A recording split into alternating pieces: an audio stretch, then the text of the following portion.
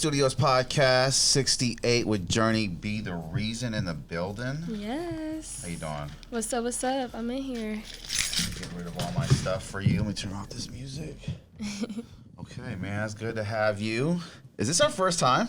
I think so. Yeah. Okay, I thought I had you on before. No, this is our first time. I've known you a long time. Yeah. That's what it is. So how's life going? Life is really good. I'm super blessed. Just keeping my head, high and moving forward.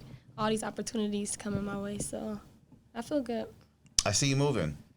Thank you. Moving and grooving. Yes. Trying to keep the wheel spinning. It kind of just feels like the whole pandemic thing is just over and people are kind of slowly getting back to society, it seems like. On your end, do you notice like a difference now with the way that you're going about and promoting music before the pandemic and then life after the pandemic? Like, because I still see you doing shows and doing everything as if it's like normal again, So. Right. Yeah, I definitely see a difference. Like now being able to really be back outside is helpful for me because I'm like I like to be personable. And so on the internet, you can only be so, it can only do so much for you. So I feel like now that the outside world is back open, I'm able to be out at these shows. I'm able to, talk to people. I was going out, passing out flyers and just really like trying to stamp myself and, talk with the people. So okay. I see a difference. Okay, yeah. So I remember throwing a show like right after the pandemic, and it just seemed like people were just a little bit more reluctant to come out. They just didn't want to come out so quick because it just seemed like they still had like post-traumatic disorder, from all that. So I love, because a lot of artists kind of bowed out and fell out of the game, especially with my clientele. But then I just love to see people still doing it. I seen you still doing it. You're pushing really tough. Thank you. And it's funny because one of my artists, Bob Cheese, like called me up one day and he's just, we always talk about artists that are popping. I'm always asking him like, who you see popping and he goes, man, well, one of your artists is going crazy right now. And I'm like, really, who? And he goes, what is it? Journey Princess? I'm like, Journey Be the Reason? Like, yeah, man, bruh. Yeah. She going crazy. And I'm like, really? Okay, let me follow up. What do you see? He's like, well, she's active, bro. She been consistent. I like her music and I've always appreciated Bub for his criticism because he has like an inside ear. Okay. On the Bay and what he likes and stuff like right. that. And he's seen a lot of talent blow up and stuff like that. So, I go back and check in with your Instagram. You're moving along. You're doing all these events. You're promoting tough. Yes. You're out there. Yeah, I'm just trying to really keep my momentum. I feel like back when we was doing our thing and I was recording and stuff with you and we was doing shows, I wasn't as consistent and I think I was really taking myself as serious as I am now. And so I think I learned that once you build that momentum and the hype, don't go and hide it and let it die down. Keep pushing on it, keep building on that, And so literally since the pandemic, I've been on go nonstop, I've seen it, yeah. Yeah. And I think that, sorry about that. No, you good. I just think those showcases that you did with me and the shows that you did were just the perfect setup for stuff like art like that. I'm glad that artists take advantage of those opportunities. Yes. Because you learn a lot on stage, right? Like when your friends post social media of you and you kind of get to see yourself and how you move. But you're a stage rocker, man. You've always had the crowd lit. You've always brought out a good crowd. And I think that's a lot of fundamentals that go into being a successful artist is that you have to kind of start your own wave. Yeah. Especially when you're at these showcases or you're at events, right? You have to promote and bring people. It's kind of an unfair game because some people that are good artists aren't popular or they can't have the networking ability to bring people out and do the whole campaign. But it's a whole campaign. It's a package deal. You got to be able to really bring people out and have a solid core fan base. Without that, it's going to be really hard to maneuver in this industry. And so I knew since the beginning when we was doing our shows and stuff, that's how I built my fan base. Them same people that was coming out to those shows are still coming out to, new events that I got going on. So I'm so glad I was doing that because it was practice for me. And now it's okay, I didn't learn a lot from those showcases and meeting people and networking and kind of getting my foot in the door. It helped me to really just soar now. What are the benefits you could explain to the Instagram world out there that the YouTube world that you felt benefited from the shows too, not just getting practice, but like, you know, because there's so many artists, I'm not doing that. I'm not doing small events or going out there. I'm going to network like that. Like, what would you say that like also benefited you from doing that? Like, you know, was it a good thing overall? It was definitely a good thing. Not only was it good practice, like I said, but just networking abilities, people starting to see you. People seeing you doing stuff constantly is a good thing as an artist. Like, you got to stay in their face. When they see you keep doing shows, you keep doing stuff, you keep being booked, that make you seem like you doing stuff, like you popping. And, like, in this world, in this industry, if you're not, like, consistently doing stuff, they going to think, oh, you know, you washed up or you flopped or you done or you're not really taking it serious. They're not going to take you serious. So I feel like those showcases really helped me, like, network, meet people, meet different DJs, meet just regular people, meet other artists. I done worked with a few artists probably from those showcases, yeah.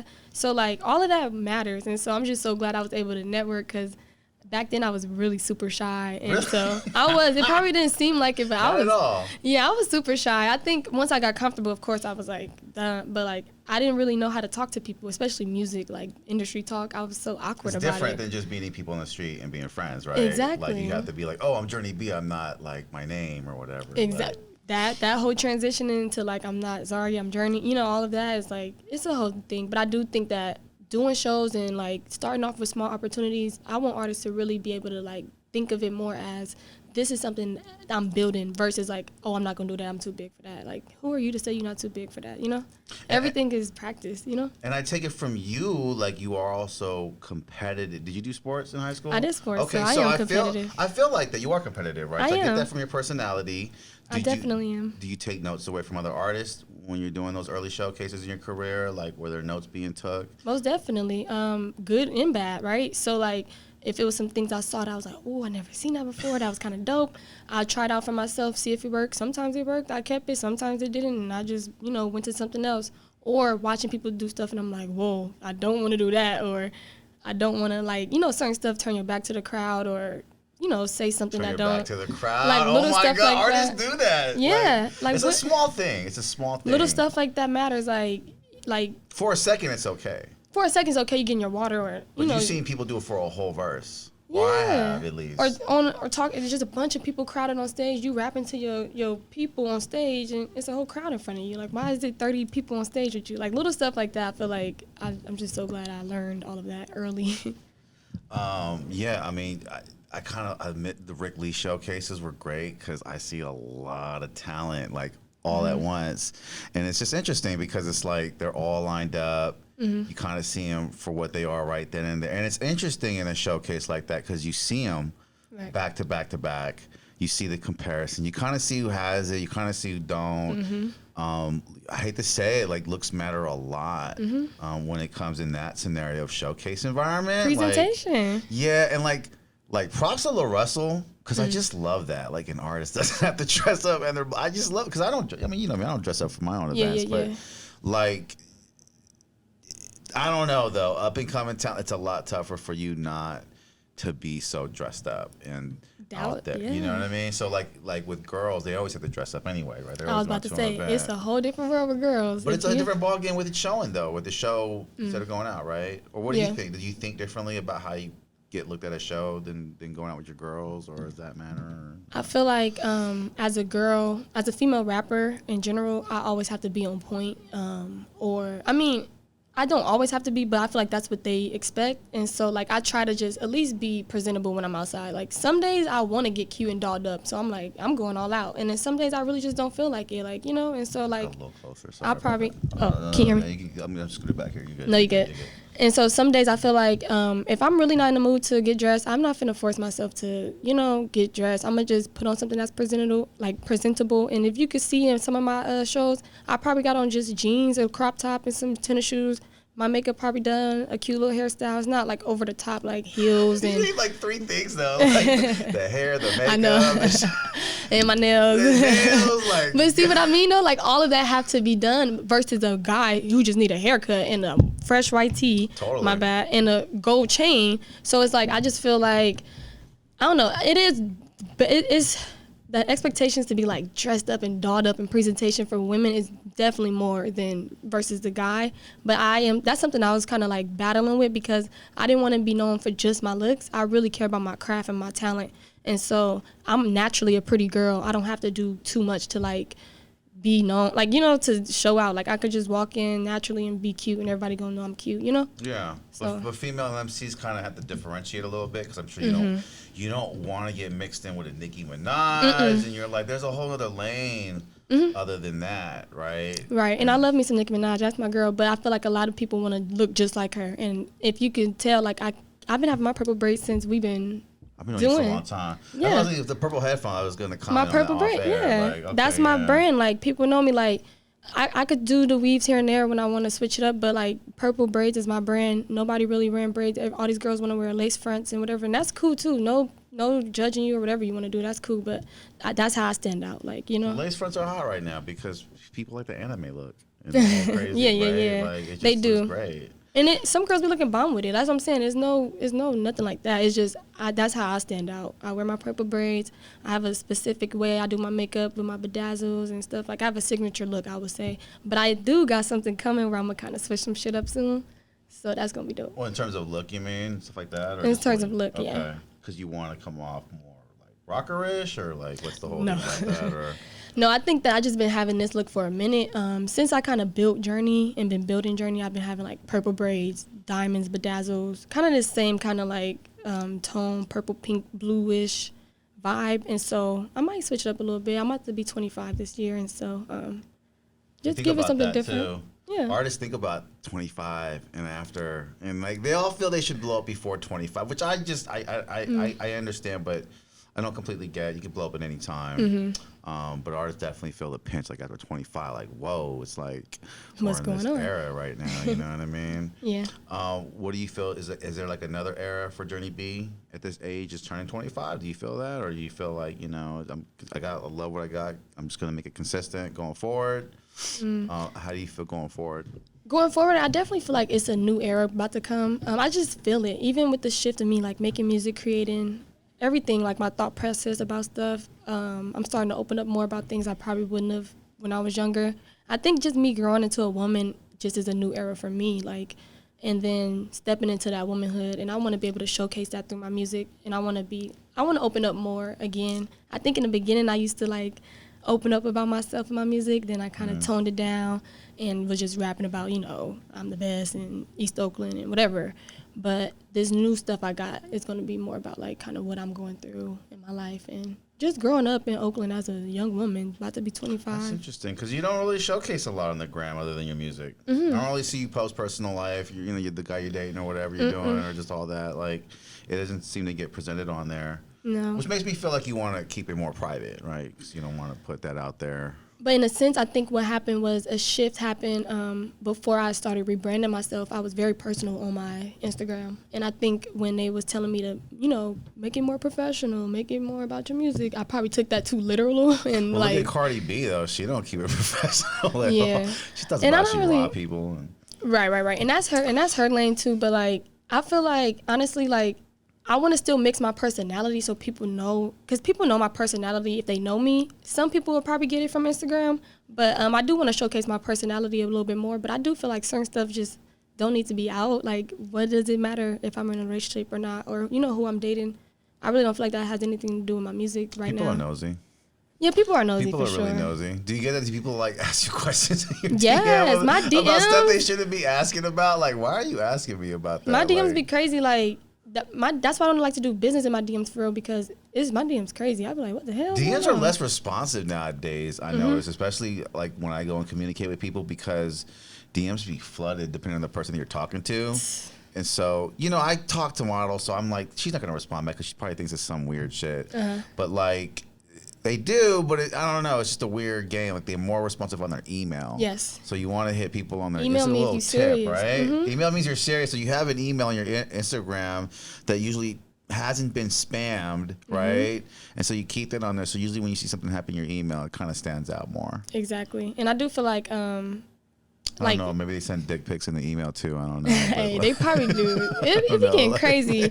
I just feel like If you want to do business, email me. Don't DM me. 'Cause I might not open it. Well, that's like a tip for promoters too. Like I noticed because I did a lot of work where I would just DM you, and I would kind of find value in that. Like, how open can I talk to you? Are we open to talk?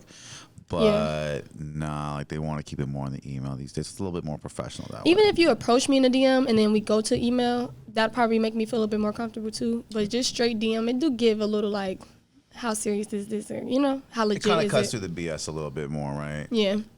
Yeah, I definitely feel that. And you have a TikTok? I do have a TikTok. I have not been active on it though because it's like a whole other world, right? And I feel like I'm overwhelmed. I am over. Thank you. You took the word out of my mouth. You took the word out of my mouth. I mean, I'm overwhelmed because like Facebook. I remember when it was MySpace because I'm from that era. So I remember talking to my friends like, you got to get on Facebook, and they didn't want to do it. Like they just did not want to do it. And I'm like, I get it, but this MySpace is gonna get old, and Facebook's the new wave. It has a timeline. Right. You can see what other friends are posting. Like, why would I want to see that? And I'm like, just trust me, you're gonna want to see that. Right. And then I remember Instagram came out. I left Facebook, and I'm like, I'm just gonna focus all my time on Instagram. Instagram was that app when it first started. It still is for me, but now it's like it's not. Like you see the drop in numbers, the interaction. I really don't think Instagram is that app no more. Twitter is more that app. Twitter and TikTok. Really? Twitter is the app. You not on Twitter? I am on Twitter, but that was so old school back then, so I don't know. No, Twitter is still the app. Like, and it's the easiest app for artists. PSA, Twitter is the easiest app for like reshares, retweets. Like, post your shit on Twitter for real. Like, there's no content banning either, right? I don't think so. It's so open on there. Yeah, it's so open on there. Like, they be posting all type of shit on Twitter. Yeah, I know. Well, I watch a lot of podcasts. They post porn on Twitter. Yeah, they for sure post porn on Twitter. So I'm like, and the funniest part about it is why is there porn? How did you come across it? That's what I'm about to tell you. The funniest part about it is that you can see who liked and retweeted it. And I be feeling like, do y'all like care that we know that you like posting porn on your Twitter? Like, I don't think they do. I don't think they care. It's just wild when you see it on there because you're like, wait a minute. You could just be scrolling, minding your business, and then boop. Okay, so I didn't see I was told you can't look for it like that. So I went and looked for it after I heard it, but I thought there's no way that there's just porn on Twitter. And there was. You just type a search in. Really? PORN, yeah. And it pop up. And a bunch of accounts pop up. And I'm like, whoa. Which is crazy because like if you want to make a viral account, I don't think it's that hard posting porn. You know what I mean? Like, not on Twitter. And it gets like millions of views. It's just hilarious. So anyway, but Twitter's the new thing, really. Well, not the new thing. It's been a thing. Like you said, it's been a thing. And I think it's people starting to go back to it because Instagram is too complicated now. And it's not for like everyday people. It's for like influencers and creators. Right, the reels. It's not given for. That is so annoying. It's so annoying because. To make us feel like we have to do a reel to be relevant. And it's annoying because it kind of alters your creativity. And I feel like I want to post what I want to post. Why do I have to post this? Because if not, nobody gonna see it or nobody gonna engage with it. Like, what the fuck? And they hella dwindled down the engagement, which is like weird for me in terms of you having a product because we're on your product. It made it very interactive for us. We're an interactive group with people, and then you take that away. Then you take it away. And then it kind of makes us look bad. Yeah. Right? Because we put so much work into the gram, into presenting music or showcasing products and showcasing lifestyle. And that's because they're trying to charge people to promote. And so if you're not paying to promote, they ain't going to show it to that many people, you know? Yeah. And that's why it's so important for people to build email lists because after all of this go on, like Instagram could die tomorrow, Twitter could die tomorrow, TikTok could die tomorrow. Where are your fans going to be at? You know, you need to have contact with them. So build y'all email list ASAP. Yeah, and they can just ban your account for like literally nothing nowadays. Yeah, which you kind of see too, right? Isn't that kind of because I've never seen your account banned, but I've seen you grow your account over the years. So it's like, wouldn't that be devastating if they just banned your account for something you posted 5 years ago? Like, and I just think about that because I've never posted like guns or money, but I've seen people that does, and then their account gets banned, and it's just like. Dude, that's just like, a lot to keep up with, bro. So I would hate that. There's like other media stuff out there. I just don't know about like 4chan or I think I don't know. I just is that like streaming or something? Yeah, it's just like other social media sites where they don't have prohibition of any type. Okay. Other than like hate, racial stuff and stuff like that. But you can pretty much post a lot of stuff. What you want to do? Because it's confusing. It is. They don't tell you like, hey, don't post this part of your body before you posted it. They don't tell you stuff like that. They like post. And I think for artists nowadays, it's a big like debate going on about artists spending time doing content and creating content and how, rather than music, rather than focusing on their artistry. And I do see both ways, because honestly, you gotta like get in where you fit in, you know. So you have to be out in the open. So you gotta post and make content. That's just what it is. Sorry, artists. Yeah. Sorry, artists. You gotta make content because we have to like your personality now. Exactly. And not only that, we have to keep seeing you, right? If you don't see nobody, you know, you're not really worried about them. Out of sight, out of mind. Once you keep seeing somebody constantly, you'll engage more with them. You know? Yeah. And we could talk like bad about reels all day, but I think something they do is they showcase your personality. Yeah. I mean, like they're kind of showcasing acting skills, but that makes your likability factor go way up. I feel like. And you don't always have to act on reels too. Like you don't. I literally you just stay there.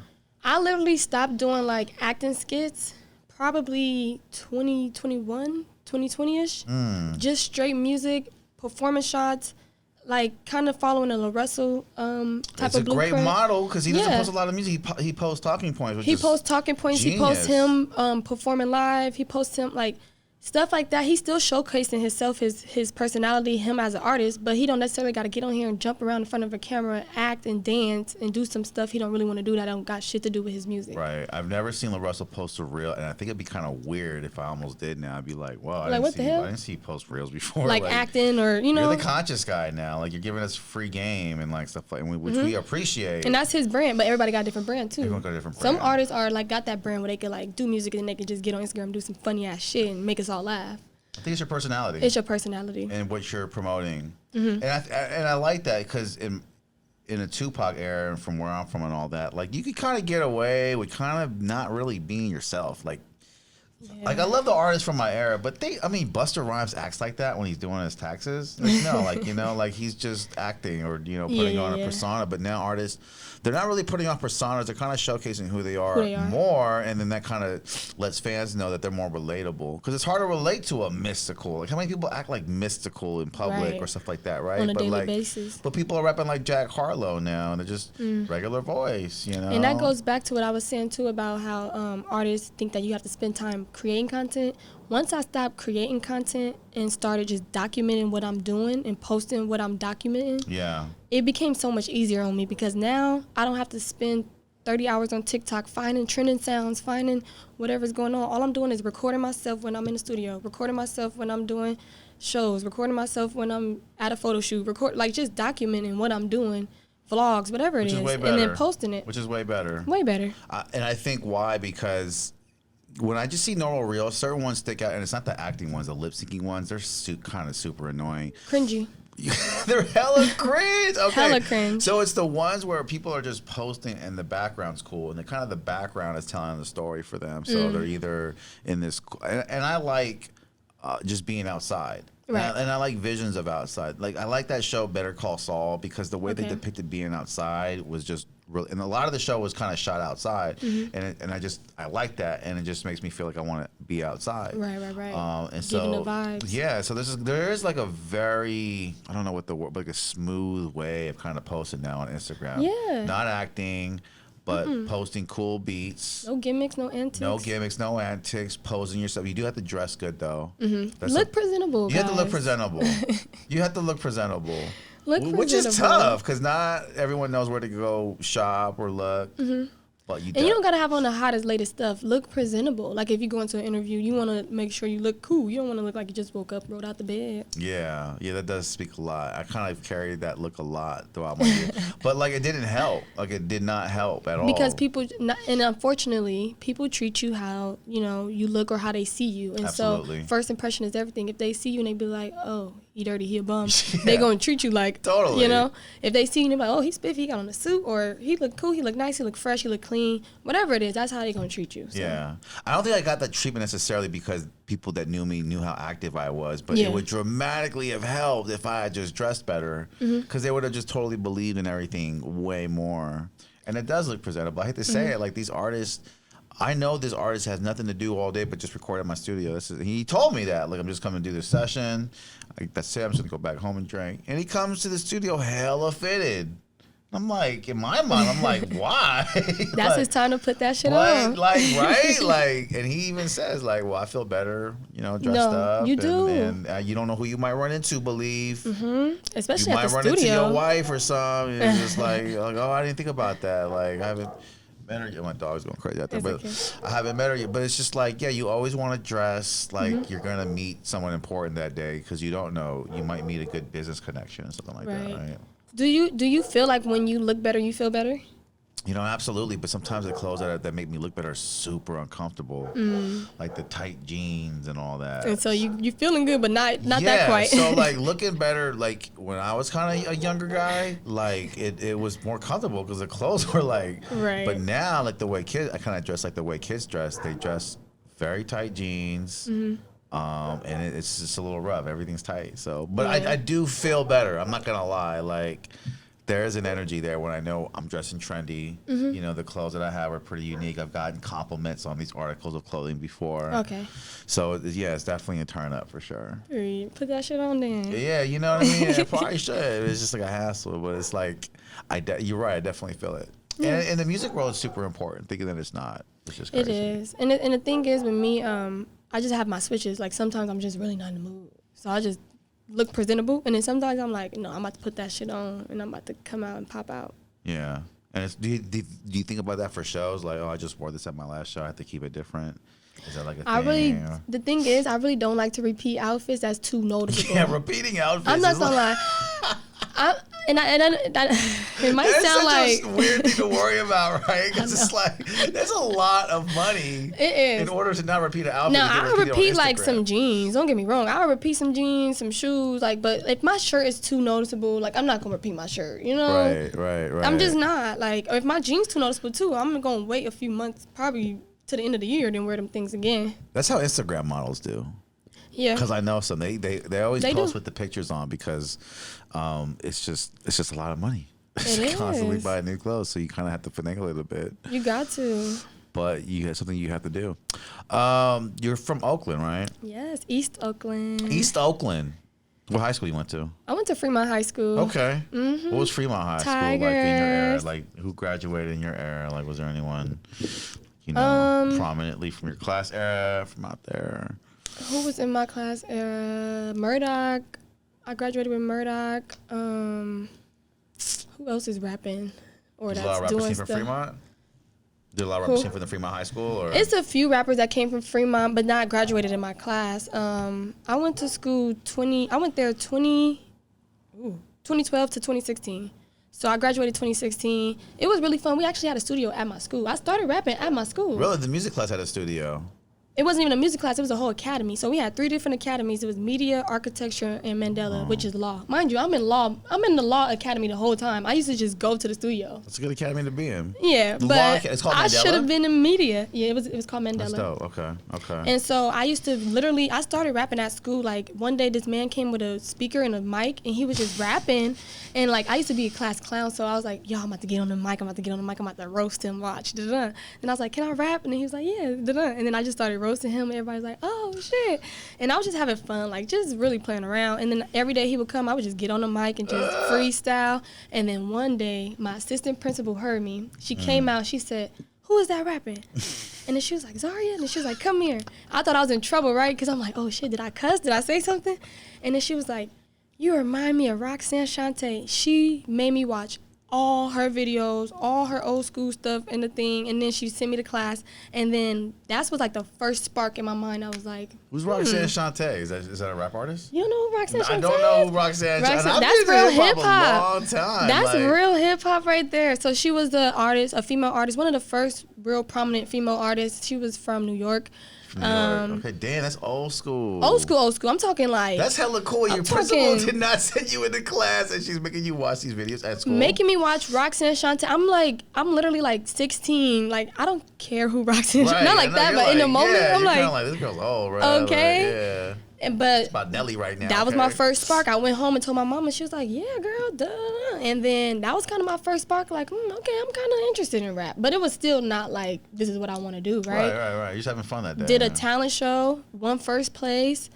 So now I'm kind of like, okay, this is getting it's really sparking my interest. Then I went to Youth Uprising. It's on 88th, right next to Casamont. It's a youth center. Yeah. They took me in. One of my brothers named J-Rock, he a DJ now. He be DJing downtown. Shout out to him. He was just like, he took me in under his wing and taught me everything about rap. How to count bars, how to write how to write in an 8-bar form and a 16-bar, all of that. Yeah. And then by the time I came to you, I knew all of that stuff because I was starting to come to Treetop when it was Treetop Studios. Start recording there, learn all the stuff. So high school was like my start with rap. That's crazy. It's a good start. Yeah. I mean, it must have paid off.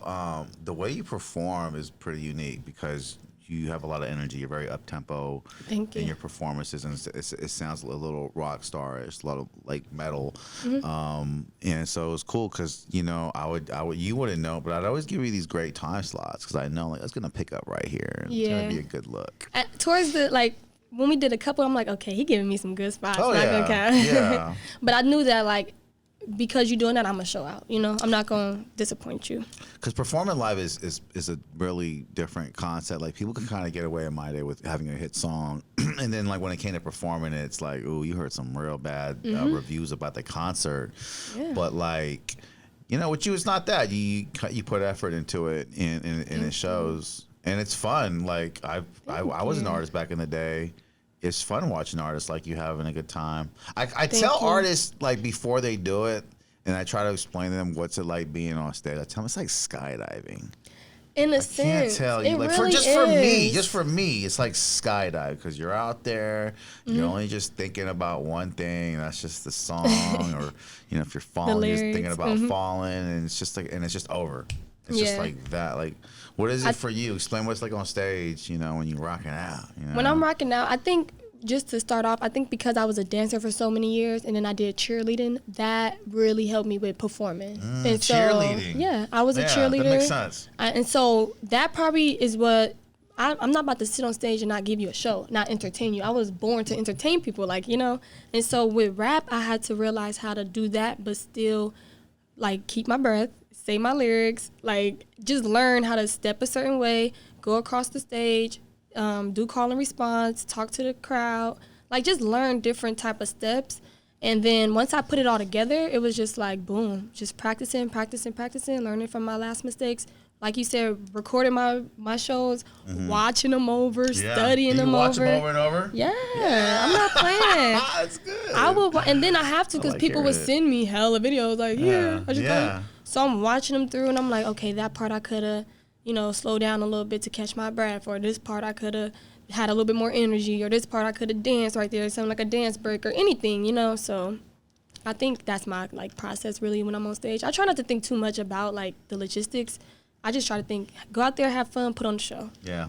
I love watching yourself. It's weird, though, because there's a couple of cringe moments. You're like, oh, that's cringe, man. I didn't do that. Which part? I remember I was in a band, and we got a big mirror installed, and it helped me so much. So I used to, kind of move, and it'd be great. I would dance fine, but certain moves you would just try, and it looked kind of sus. Yeah. I'm like, what am I doing? But the mirror, you need to perform in front of a mirror. You need practice in front of a mirror. See how you look.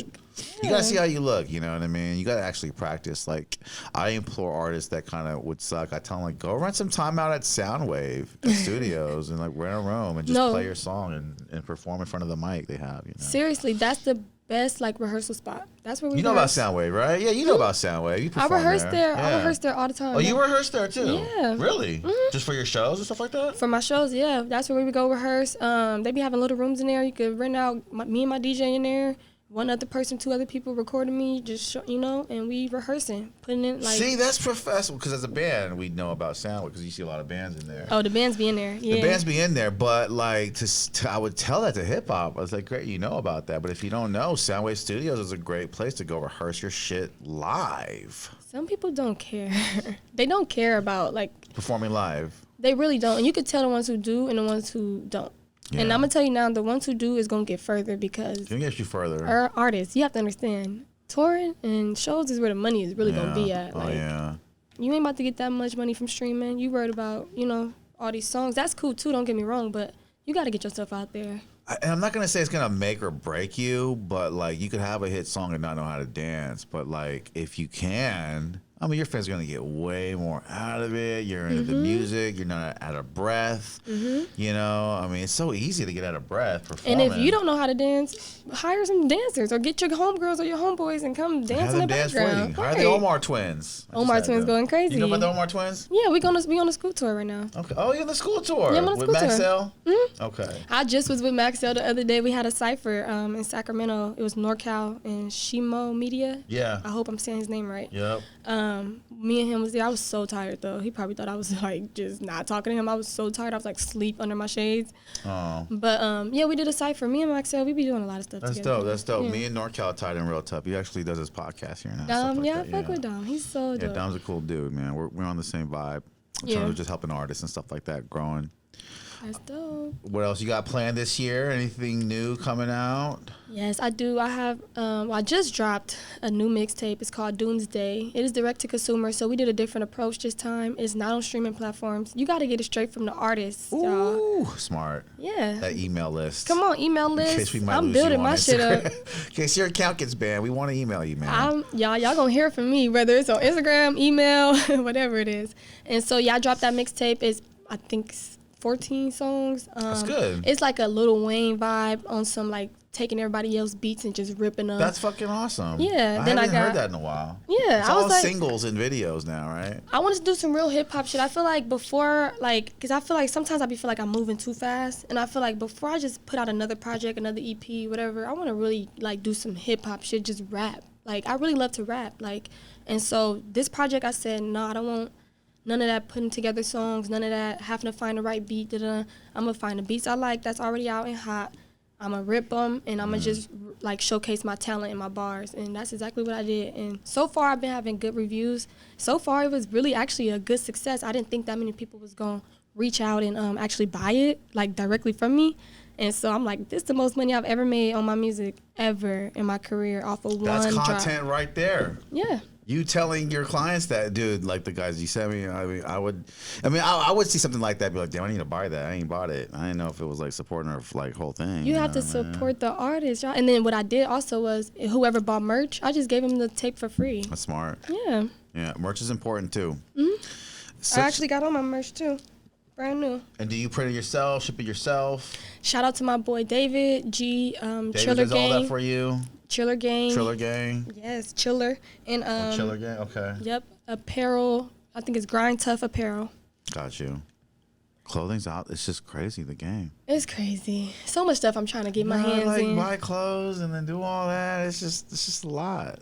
It is a lot, and that's why I didn't want to do too much merch. But I know people been asking for it. Like I've been really getting requests. Like, okay, girl, where the merch at? Like, we trying to buy a shirt. What's going on? 1 second, okay. Let me check this. No problem. We are at the 30-minute mark.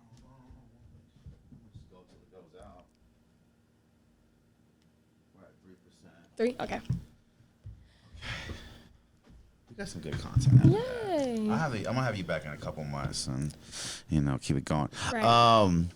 I want to thank Princess Journey for coming on the podcast. It was a short podcast, but we're gonna have her back, so don't be upset at me, okay? Like we got some good content out today. Anything else you want to tell people out there that's going down? I just want people to stay tuned. I got so much stuff coming up. Shout out to everybody who been rocking with me and supporting me. Follow me on Instagram, PrincessJourney_, Twitter, BTHA Reason, Be the Reason. I got music everywhere on all streaming platforms. And support me because I'm finna go up. So don't wait till it's too late. Her music is really dope. It's one of the highlight stories on my Instagram. You see, it's one of the highlight shows because, it's dope. Thank you. Shout out Journey Be the Reason. Look out for the Instagram clip soon. I appreciate you guys. Create Studios Podcast 68. We are out of here. Yay.